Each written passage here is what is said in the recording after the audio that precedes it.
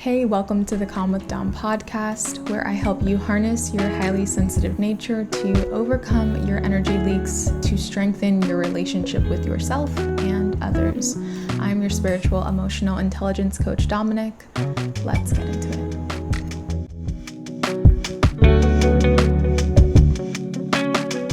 In this episode, I am talking about how your overstimulation can serve you as a highly sensitive person or an HSP, how you can be overstimulated without the overwhelm, and how to stop said overwhelm in its tracks. For me to talk about how useful your overstimulation is, I've got to talk about how your energy leaks are a big part of why it's useful in the first place. And I use the term energy leaks to describe your symptoms, by the way. They signal to you that your needs have shifted or changed. That can look like a set of behaviors: a shaking leg when you're feeling antsy, darting eyes, not talking too much, or talking really fast and talking a lot. It can feel like physical symptoms like a tightening chest, irregular breathing, clammy hands, an upset stomach, etc., etc. It can even sound like negative self-talk, right? Your thoughts spiraling, anxiety, disassociation. It can literally be anything for you, but what's important to know is they show up when a person, a situation, an interaction is taking more from you than it's giving you in return, which is what makes it an unharmonious energy exchange. Understanding what your energy leaks are is so important due to the fact that because they signal to you and let you know, hey, you're reaching your limit soon, you get to shift gears a little bit and honor your own boundaries, no matter where you are, who you're with, or what you're doing.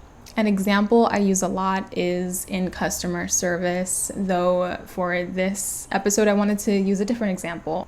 If you're at an event and getting to know someone, but the loudness of the music, the crowdedness of the room, or that combination is causing you to experience energy leaks, it's a clear sign, right, that there's a shift in your reality, and it feels pretty immediate. As a highly sensitive person, you're able to catch that shift in an instant, which is great, because now you get to, instead of ask this new person that you're speaking to about their interest or what they do for work and just continuing the conversation, mid-convo, you get to speak up and assert your boundaries by saying something like, hey, I want to keep chatting with you. Do you mind if we move this conversation somewhere quieter?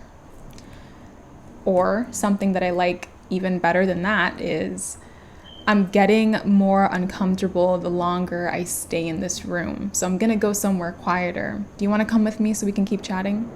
The reason I personally like the second one better is because it's a clear assertion of your boundaries. Boundaries aren't supposed to be these intimacy blockers. They're supposed to be intimacy inviters, right? Like, their purpose is not to stop connection, but to foster connection in a healthy way. And sometimes we can confuse communicating your boundaries and having them in the first place. You leaving the room is the boundary. You not talking to a toxic ex is the boundary. You not having certain conversations with certain people in your life is the boundary. You communicating that is just good conversation that lends to the health of the relationship, right? So the second option says, I'm going to go ahead and do this thing right now because it honors my sensitivity by fulfilling a need of mine in this moment.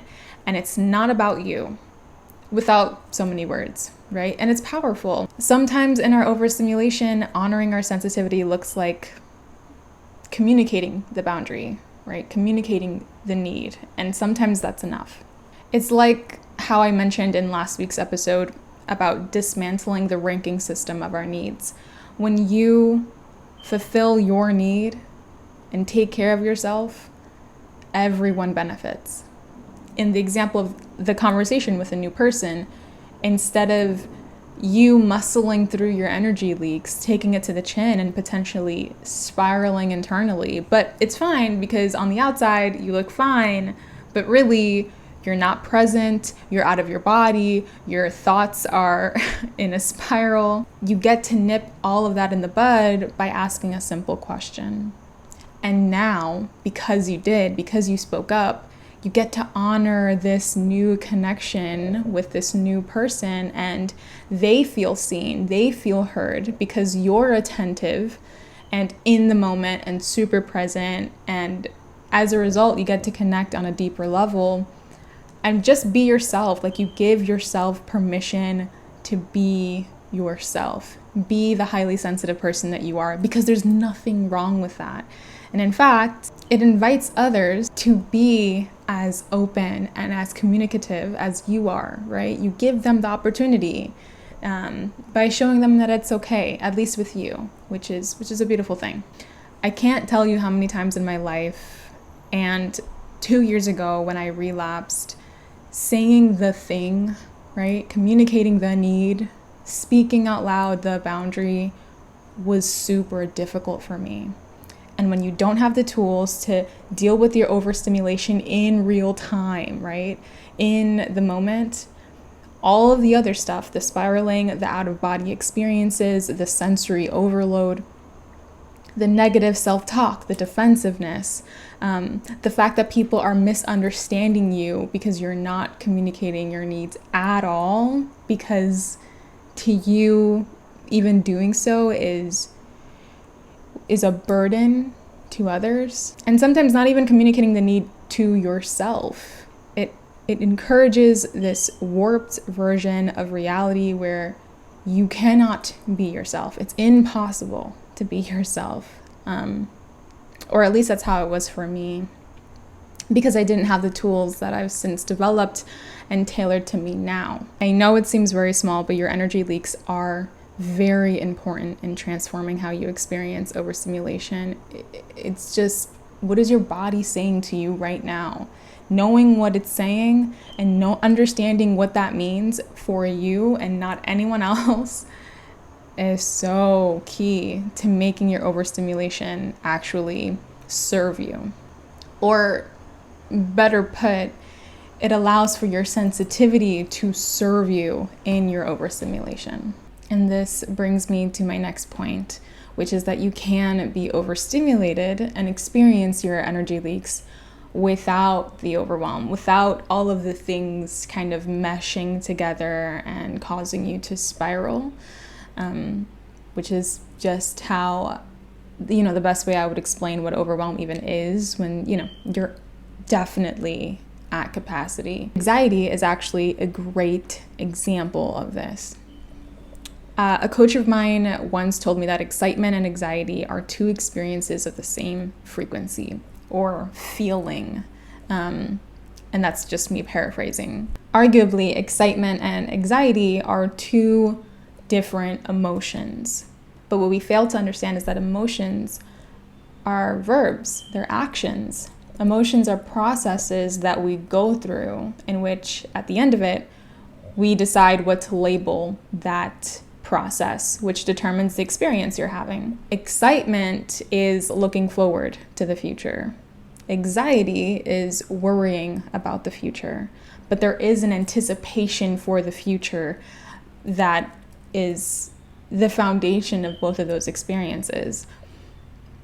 And it's very easy to slip into one from the other with just some key mindset shifts, going either way, leaning more towards the negative or towards the positive experience. No matter what though, positive or negative, both of these emotions can be very highly stimulating, especially when you're in them for a long period of time. And make no mistake, highly sensitive people can be stimulated for long periods of time. But once your energy leaks start, it's up to you how you choose to respond to that overstimulation. To me, anxiety is an energy leak. And energy leaks feel like reactions. A lot of the times you can't control your reactions to things. They're not up to me, they're not up to you. It's just your body's way of communicating with you. I often say to the clients that I work with, your mind is as quick to adapt to new environments and new situations as your body is to remember old ones. And your body will remember what your mind will quickly forget. It's not up to you what information is stored in your body, but you can find your autonomy in how you respond to that information. And what I used to do back when I was a teen is I would respond to my anxiety with more anxiety, right? With worry. I was afraid of my anxiety. And that response would deliver me right into overwhelm, right into survival mode. And I started having panic attacks when I was 14 years old. And because I did not have the tools to honor my sensitivity and make use of my energy leaks, I battled with panic disorder and agoraphobia for a couple of years until I finally figured things out around 16, close to 17. When I first started having panic attacks, I did not know that I was a highly sensitive person. I had no idea what my energy leaks were. I was so not in tune with how my body was letting me know that I was not okay for a very long time. And the difference between panic attacks and anxiety attacks are, with an anxiety attack, the trigger is obvious. You know why you're upset. You know what's going on. And yes, you may experience physical symptoms from that anxiety. It can last a long time. And with panic attacks, they're shorter, very intense episodes of panic that happen seemingly out of nowhere. It's really hard to pinpoint the trigger of a panic attack. And at least in my experience, my panic attacks would be once I after years of having them and understanding them better. The way that they showed up for me is whenever I experienced change, aka whenever I experienced high levels of stimulation for so long. Panic attacks for me were like delayed responses to those things. So I could have a panic attack about something that really started in my life or happened like months prior, and you're just randomly hit with a panic attack, which the physical symptoms are heart palpitations being like the primary physical symptom, irregular breathing, clammy palms, just trembling, having the shakes. After those symptoms, it's pretty individualized, really. But for me, I would lose. My eyesight would go, my hearing would go. Sometimes I'd have straight up, I'd pass out, not really faint, but pass out for like seconds at a time. Just a very highly stimulating, intense physical experience, which honestly, when I first started having them, it's exactly what I would imagine as someone who has never gone through a heart attack, thank goodness. It's exactly what I would have envisioned a heart attack would be like, which is actually why a lot of people, when they start having panic attacks, they feel like they're about to die, because like your heart is like, you go from very normal to like your heart wanting to escape your chest too quickly. It's a very sudden attack. Though you are perfectly fine, for those of you who don't know, again, I'm more saying this for people who don't know what panic attacks are or don't get what they can look like. If you have, you know exactly what this is. You are fine. It is just a matter of soothing those symptoms and potentially even going to the hospital so you can get some rest and get hydrated. But other than that, it isn't life endangering. I don't know if that was the best way to describe that, but my panic attacks started after a long period of time of not understanding how my energy leaks showed up for me and ignoring my needs as a highly sensitive person. And I say this often. I mentioned that I grew up in a city, and highly sensitive people who live in cities, we mask a lot. I know that's not technically the term that you'd use for a highly sensitive person, but as an HSP, you are neurodivergent, and masking and being adaptable, a lot of our traits are unobservable because we're very adaptable to the environments that we're in. And so it's very easy to just seem okay when you are very overstimulated, especially like in public and using public transportation. But it is very highly stimulating. And when you're highly stimulated for a long time and you have no idea what your needs are, let alone trying to meet them yourself, something like panic attacks can come up. It can happen. And so I saw an evolution of starting to have panic attacks at the age of 14, which developed agoraphobia. And for those of you who don't know what agoraphobia is, it is the fear of going to certain places, and so you avoid them. It's very different for everyone. The way that it showed up for me was anywhere that I had a panic attack, all of a sudden I became very anxious about going to that place because, again, you don't know what your triggers are. So I had panic attacks on the trains. I grew fearful of even getting on trains. I had panic attacks in school. I grew fearful of going to school. I had panic attacks.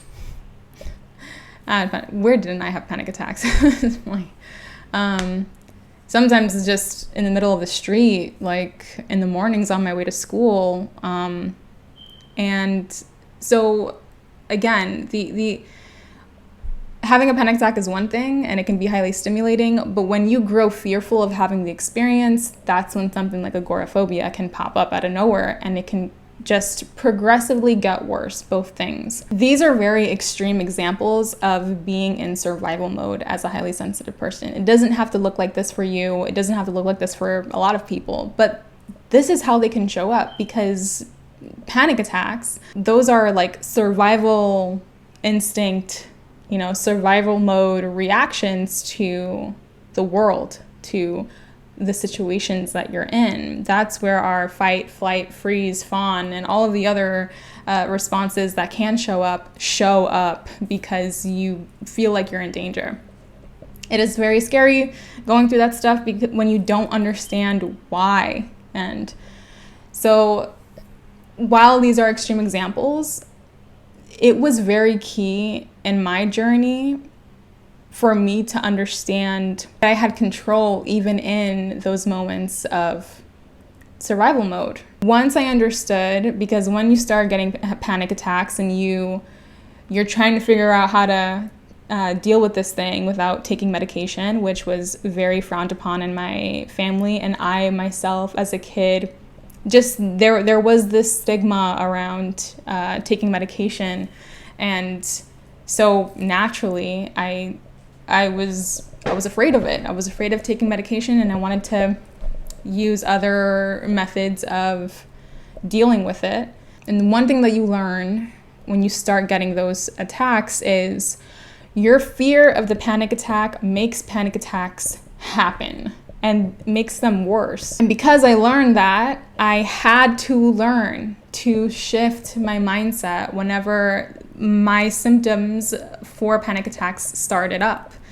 Once I felt that I was getting heart palpitations or my chest was tightening and it was hard for me to breathe, instead of freaking out, which is exactly what I would do at first, my thoughts would sound like, oh my God, like, why does this keep happening? This again, just panicked. Like, my thoughts sounded panicked, even though this was like the 5th time in the last 2 weeks that I had gone through this. It's just as daunting as the very first time.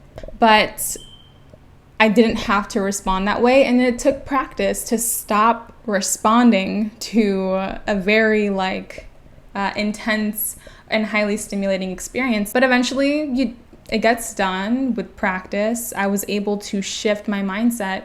It turned into anytime I experienced those symptoms, the thoughts in my head sounded like, oh, okay, this again. I know what to do. It's time to shift gears. I've got to take a step back. Maybe whatever it is that I'm doing in the moment, whatever it is that I'm trying to achieve in the moment, whether I'm, commuting somewhere and I have to get to a place at a certain time and you don't want to be late. It's like, fuck that. Being late, being on time is not the priority anymore.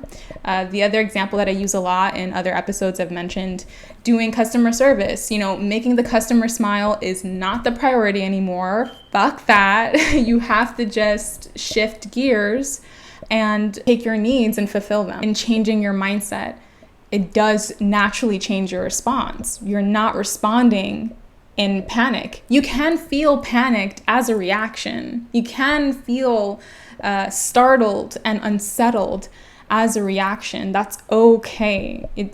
The point is not to grow numb to overstimulation. The point is not to never feel panic or fear ever again. You just let them be your reactions and choose how you want to respond to the thing. And it's always easier said than done, but it is totally doable with some practice. And so I'm grateful for that experience, I guess, because it took experiencing very extreme levels of survival mode to utilize this tool, which I utilize all the time now. So here's how you can start building those tools for yourself in moments of overstimulation, so you do not have to go through intense experiences of overwhelm in the future.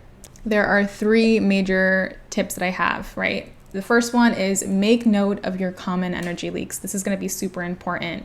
And I mean all of your energy leaks. What symptoms come up for you when you stop feeling okay? And it can be very subtle. Sometimes the most subtle ones are the most important ones to make note of.